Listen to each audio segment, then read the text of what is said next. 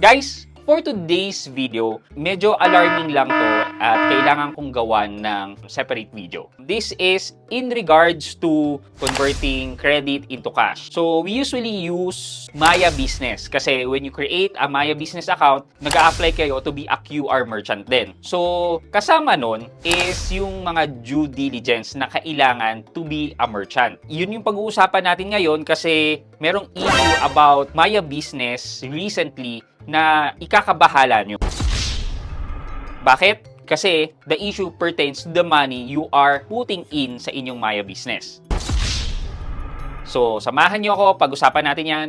Sit back and let's discuss. Coming right up.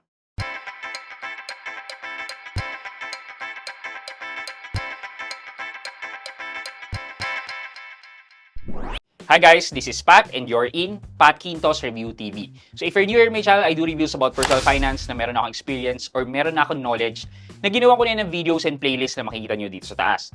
At kung bago kayo dito sa channel ko, you may want to consider subscribing to my channel. Okay guys, so ganito yon. Ginagamit natin si Maya Business talaga for couple of main reason. Nandiyan yung for e-loading business, for top-up business sa inyong mga Maya e-wallet, and at the same time, yung money transfer which is the smart padala. So hindi ko alam kung kamusta na smart padala ngayon, but hindi yun yung topic natin. We're more interested dun sa pagiging partner QR merchant natin when you apply for an account kay Maya Business. Wala namang problema dyan kung nag-apply ka ng Maya Business account and ginagamit mo pang sarili mo. However, ito po ay katulad nitong question na to. Ayan, nagtatanong siya kung pwede daw ba siyang ipang business, yung converting cash into business. Which timely dun sa question na yan and dun sa recently na text message ni Maya with regards to Maya Business. So, ito, basahin muna natin text message and kamustahin natin yung mga naging feedback ng gumagamit ng Maya Business na nagkaroon ng issue dito. Okay, so basahin ko siya. Hindi kasi ako nakatanggap ng ganitong message. So, credit na lang dito sa Redditor user natin na si Lori Q.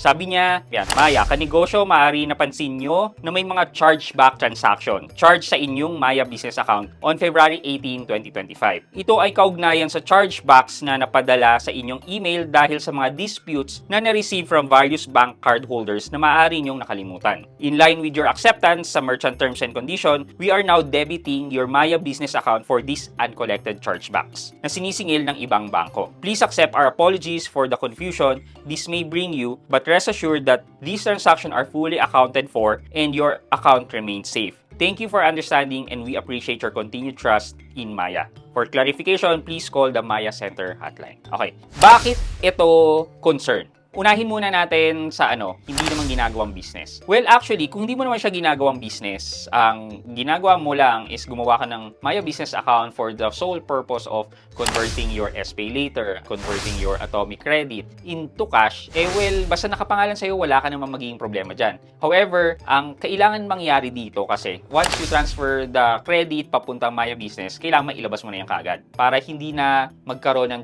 tinatawag na chargeback. Kasi, from time to time, specifically si Shopee, nag-audit siya and if makita niya na parang hindi okay yung transaction na yon, magre-request siya ng dispute kay Maya Business. And then si Maya Business naman, mag-email yan sa inyo to confirm itong transaction na to. Kung valid ba yan, may record kayo, etc. Ngayon, pag hindi nyo nakita yan, yung pera na dinispute ni Shopee, mababalik kay Shopee. Kaya nga, mas maganda na kapag na-transfer nyo na sa Maya Business, mailipat nyo na kagad sa inyong mga bank accounts. Again, kung pang personal nyo naman yan, I think walang magiging problema as long as may ilabas nyo kagad. However, ito na yung issue. Ito naman yung magiging issue nyo kung gagawin yung business ang pagko-convert to cash. Ganito kasi yan. Pag nagko-convert to cash ka, hindi mo makakilala lahat yung mga nagpupunta sa inyo para magpa-convert to cash. Merong mga matatalino dyan na nagpa-convert to cash na, tapos ang gagawin nila, di-dispute nila kay Shopee or kay Atomic, nasasabihin nila, ano transaction to? Hindi ko naman to alam. ngayon, si Shopee naman or si Atomic ay magdi-dispute yan kay Maya Business. Again, yung process ni Maya Business is mag-i-email si Maya Business sa inyo and meron kayong 15 days to respond for documentation. Ang basically ang tatanungin dyan kung ano yung transaction na yan, para saan, may records ba kayo, may napirmahan ba, etc. So, kung hindi nyo nakita sa email yan at lumipas ang 15 days, magkakaroon kayo ng debit. Ibig sabihin, mababawasan yung Maya account nyo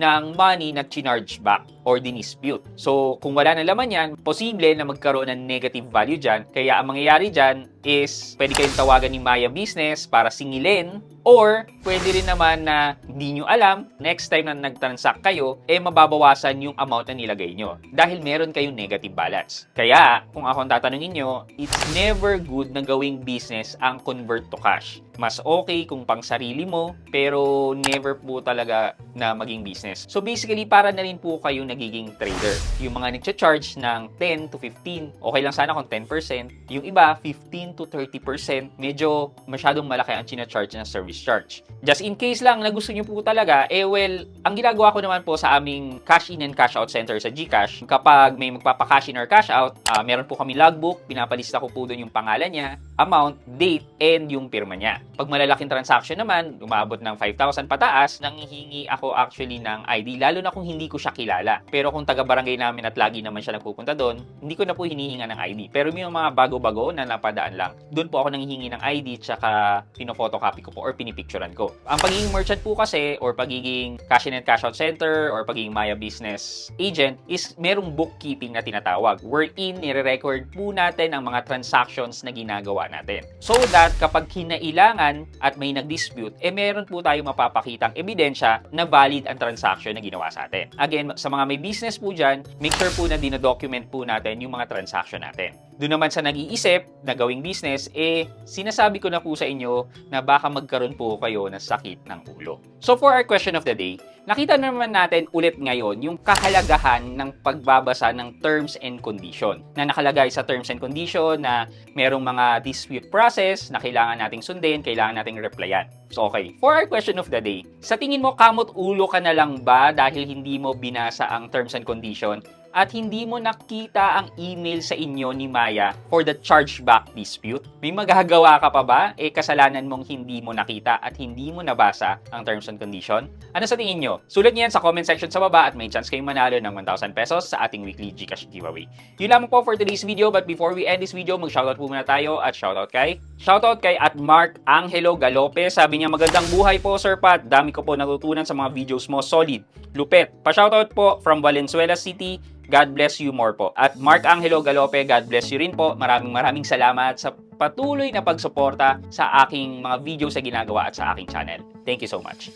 I hope you like this video. Leave a thumbs up, and if not, wala namang problema dyan, but continue to support me by subscribing to my channel by clicking the subscribe button and also the bell button sa tabi ng subscribe para makareceive kayo ng latest notifications sa lahat ng upload ko. Again guys, this is Pat Quinto and you're in Pat Quinto's Review TV. Bye-bye!